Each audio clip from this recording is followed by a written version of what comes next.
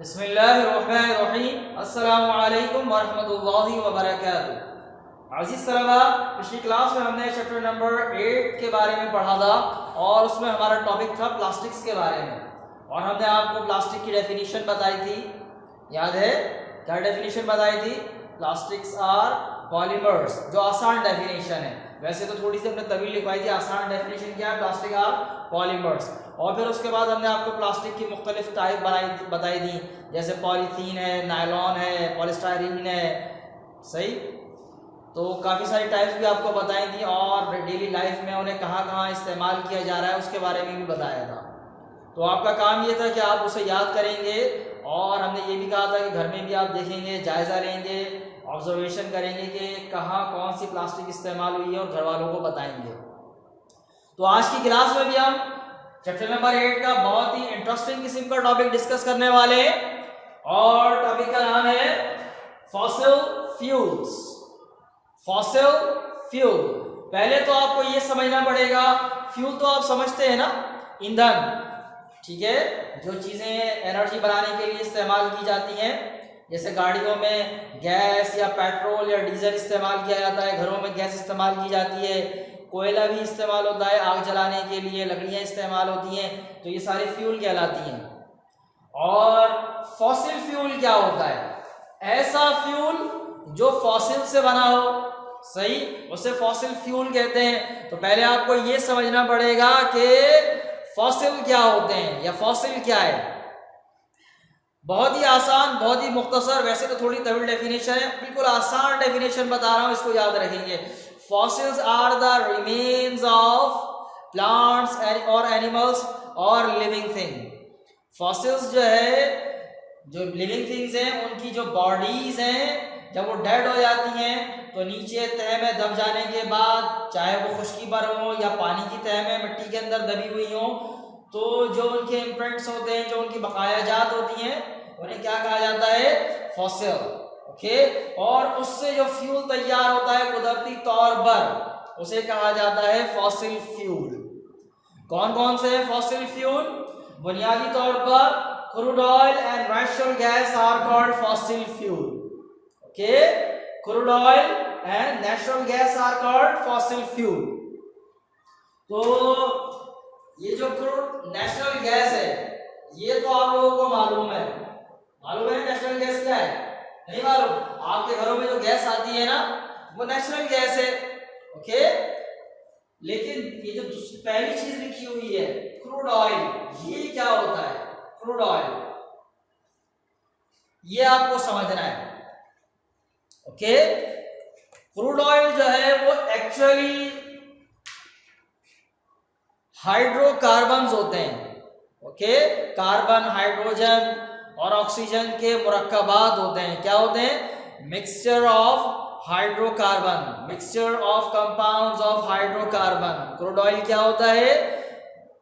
Mixture of compound called hydrocarbons. Okay, तो आप इन्हें ये भी कह सकते हैं कि ये क्रूड ऑयल क्या है? मिक्सचर है। किस चीज का मिक्सचर है? हाइड्रोकार्बन्स का मिक्सचर है। ओके, क्रूड ऑयल से क्या क्या बनाया जाता है इसको समझने पहले, फिर हम आपको बताएंगे क्रूड ऑयल किस तरह खुद बनता है। आप ये जो डीजल, पेट्रोल और मिट्टी का तेल, केरोसिन ऑयल जो आप यूज किया करते हैं ना, मुख्तलिफ जगहों पे इस्तेमाल होता है हमारे यहाँ, ये सारा क्रूड ऑयल से बनता है। ओके, कुदरती तौर पर जो ऑयल जमीन से निकाला जाता है ना, वो कहलाता है क्रूड ऑयल। ओके, उससे फिर मुख्तलिफ प्रोडक्ट बनाए जाते हैं। क्रूड ऑयल खुद किस तरह बनता है, किस तरह ये जमीन में बन जाता है, किस तरह इसकी फॉर्मेशन होती है? तो ये जो क्रूड ऑयल है ना, ये बनता है आमतौर पर समंदर की तह में। कहाँ बनता है? समंदर की तह में। जो समंदर में माइक्रोस्कोपिक प्लांट्स और एनिमल्स होते हैं ना, माइक्रोस्कोपिक प्लांट्स और एनिमल, फाइटोप्लैंक्टन, जूप्लैंक्टन होते हैं, जब वो डेड हो जाते हैं तो उनकी बॉडीज समंदर की तह में बैठ जाती हैं, फिर उसके ऊपर मिट्टी वगैरह जमा होती रहती है। मिलियंस ऑफ ईयर गुजर जाते हैं, लाखों साल वो गुजर जाते हैं, फिर उसके बाद अंदर उनमें आहिस्ता आहिस्ता जो है वो केमिकल रिएक्शन शुरू होते हैं, कुछ उसमें बैक्टीरिया भी काम करते हैं, और हजारों लाखों साल गुजरने के बाद टेम्परेचर और प्रेशर की वजह से ये जो लिविंग थिंग के रिमेन्स होते हैं प्लांट्स और एनिमल्स के, ये किस में तब्दील हो जाते हैं? क्रूड ऑयल में।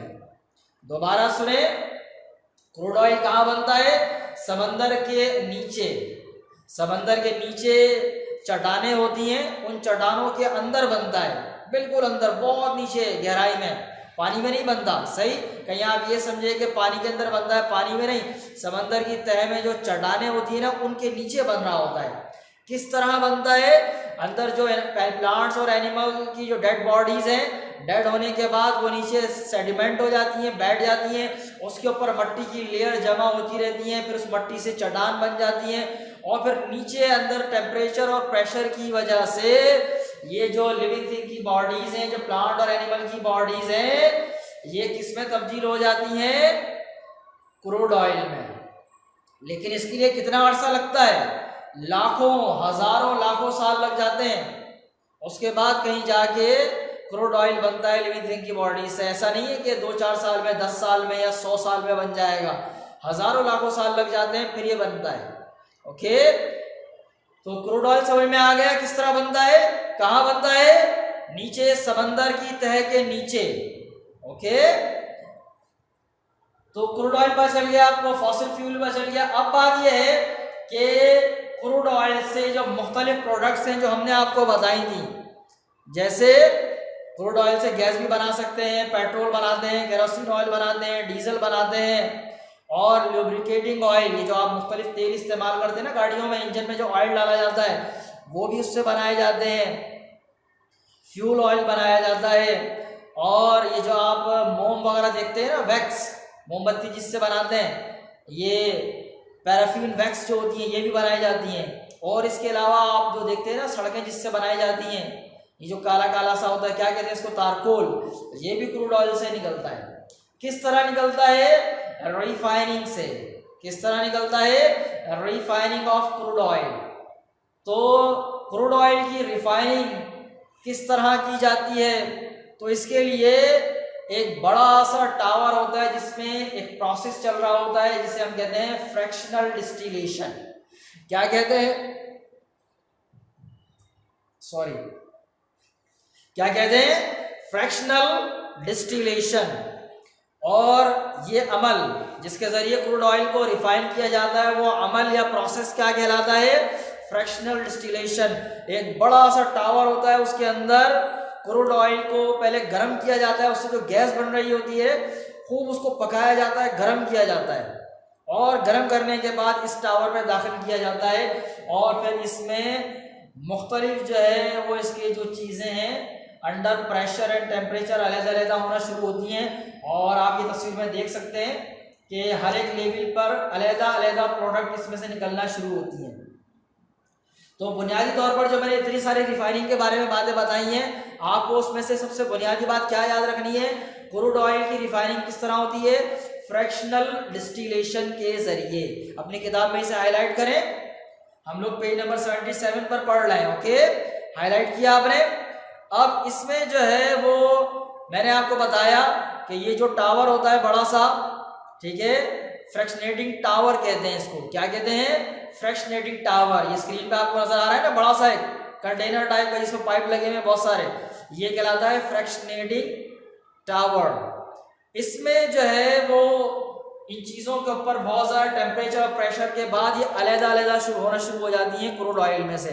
जैसे सबसे ऊपर क्या होता है? गैस अलग हो जाती है, उसे पाइप के जरिए अलग निकाल लिया जाता है। उसके बाद पेट्रोल, फिर उसके बाद केरोसिन ऑयल, और उसके बाद diesel oil, lubricating oil, fuel oil, paraffin wax जिससे मोमबत्तियां बनाई जाती हैं, और बिटुमिन जिससे सड़क बनाई जाती है, जिसको आप तारकोल कहते हैं, ये सबसे नीचे रह जाता है।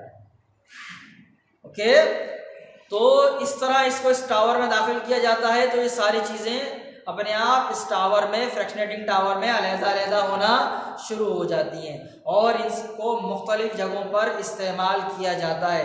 तो आपकी किताब में आप देख रहे होंगे कि जहाँ ये टावर बना हुआ है उसके बराबर में प्रोडक्ट का नाम भी लिखा हुआ है कि कौन से पॉइंट पर कौन सी फ्रैक्शन या प्रोडक्ट अलग होती है और उसे कहाँ इस्तेमाल किया जाता है। नजर आ रहा है? तो इन चीज़ों को आपको याद करना है। तो आज की क्लास में हमने क्या पढ़ा? आज की क्लास में हमने फॉसिल फ्यूल के बारे में पढ़ा। फॉसिल फ्यूल किसे कहते हैं? क्रूड ऑयल और नेचुरल गैस को हम क्या कहते हैं? फॉसिल फ्यूल कहते हैं। क्रूड ऑयल किस तरह बनता है ज़मीन में? हमने आपको बताया कि ये समंदर की तह में जो चट्टानें होती हैं उनके नीचे बनता है। किससे बनता है? प्लांट और एनिमल की डेड बॉडीज से। कितना अरसा लगता है? हजारों साल लगते हैं, उसके बाद ये तैयार होता है। फिर क्रूड ऑयल को जो है उसको रिफाइन किया जाता है। रिफाइनिंग के लिए कौन सा तरीका अख्तियार करते हैं? Fractional distillation. ओके, एक बड़ा सा टावर होता है जिसको क्या कहते हैं? Fractionating tower. उसमें बहुत ज्यादा गर्म करने के बाद क्रूड ऑयल को दाखिल किया जाता है और उसमें टेम्परेचर और प्रेशर की वजह से चीजें अलहदा होना शुरू होती हैं और मुख्तलिफ पॉइंट्स पर मुख्तलिफ चीज़ें इसमें से अलहदा हो जाती हैं। क्या क्या चीज़ें हमने आपको बताई? जैसे सबसे ऊपर क्या होती है? गैस, उसे ऊपर से निकाल लिया जाता है। फिर उससे नीचे पेट्रोल होता है, फिर केरोसिन ऑयल, उसके बाद डीजल, फिर लुब्रिकेटिंग ऑयल और उसके बाद फ्यूल ऑयल, पैराफिन वैक्स और सबसे आखिर में जो रह जाता है वो क्या है? बिटुमीन, या जिसको आप तारकोल वगैरह कहते हैं, जिससे सड़कें बनाई जाती हैं। ओके, तो उम्मीद है कि आज जो कुछ भी आपको पढ़ाया गया है, समझाया गया है, वो आपको समझ में आ गया होगा। होमवर्क क्या है? होमवर्क ये है कि आपकी किताब में पेज नंबर 77 पर ये जो टावर बना हुआ है ना, इसका नाम आपको पता होना चाहिए। इसके अंदर जो प्रोसेस होता है वो आपको पता होना चाहिए और इसके कौन से पॉइंट पर कौन कौन सी चीज़ क्रूड ऑयल से अलहदा हो जाती है, उनके नाम और उनके इस्तेमालात आपको पता होने चाहिए। ओके, कर लेंगे, मुश्किल तो नहीं है ना? याद रहेगा? तो इंशाल्लाह अगली क्लास में मजीद गुफ्तगू करेंगे इसी चैप्टर से मुताल्लक। तब तक के लिए अस्सलामु अलैकुम वरहमतुल्लाहि वबरकातुहू। अल्लाह हाफिज़।